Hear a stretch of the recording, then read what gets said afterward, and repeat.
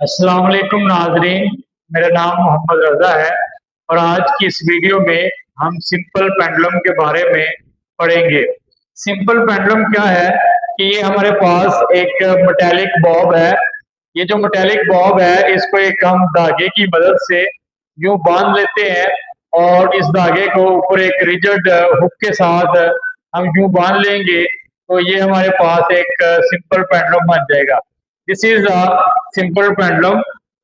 Simple pendulum एक idealised system होता है which consists of an inextensible and weightless string whose one end is connected with the small metallic bob and other end is connected with the rigid hook known as simple pendulum।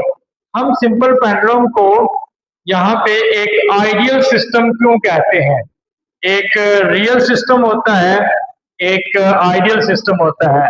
Real system एक ऐसा system होता है जो real world में possible होता है और ideal system real world में पॉसिबल नजर नहीं आता। देखें, हमने कहा कि ये एक ऐसी स्ट्रिंग है जो इनएक्सटेंसिबल है। हो सकता है हम एक ऐसी स्ट्रिंग बना लें जो इनएक्सटेंसिबल हो, जिसके ऊपर हम फोर्स अप्लाई करें और उसमें एक्सटेंशन प्रोड्यूस ना हो। लेकिन ये बात कंफर्म है कि हम वेटलेस स्ट्रिंग नहीं हो सकती। हमारे पास जितनी भी स्ट्रिंग्स हैं उनका वेट होता है, कोई ना कोई जरूर होगा, चाहे थोड़ा ही हो, लेकिन हम उसको मिनिमाइज तो कर सकते हैं लेकिन 100% उसको वेटलेस नहीं बना सकते। फिर हमने ये पेंडुलम एक ऐसे मीडियम में यूज करना है जो कि फ्रिक्शनलेस मीडियम हो, तो फ्रिक्शन को भी 100% खत्म नहीं किया जा सकता बल्कि इसको मिनिमाइज किया जा सकता है। इसलिए हम सिंपल पेंडुलम को एक आइडियल सिस्टम कहते हैं क्योंकि ये 100% परफेक्ट एग्जाम्पल के तौर पर हम इसको यूज नहीं कर सकते। सिंपल पेंडुलम की परफेक्ट एग्जाम्पल मुमकिन नहीं है, लेकिन हम इस बॉब और इस धागे की मदद से सिंपल पेंडुलम को समझ जरूर सकते हैं। तो जब हमने कहा कि ये एक आइडियल सिस्टम है, ये प्रैक्टिकली मुमकिन नहीं है, तो फिर हम इसको पढ़ते ही क्यों है? क्योंकि ये 100% तो एक्यूरेट हम उस शर्त के मुताबिक नहीं बना सकते। लेकिन हम बात करते हैं कंपाउंड पेंडुलम की। कंपाउंड पेंडुलम के अंदर ये लोहे का एक रॉड होता है। कंपाउंड पेंडुलम के अंदर मुख्तलिफ डिस्टेंसेस के ऊपर सुराख होते हैं और हमने ये पढ़ा हुआ है कि हर बॉडी का एक सेंटर ऑफ ग्रेविटी होता है।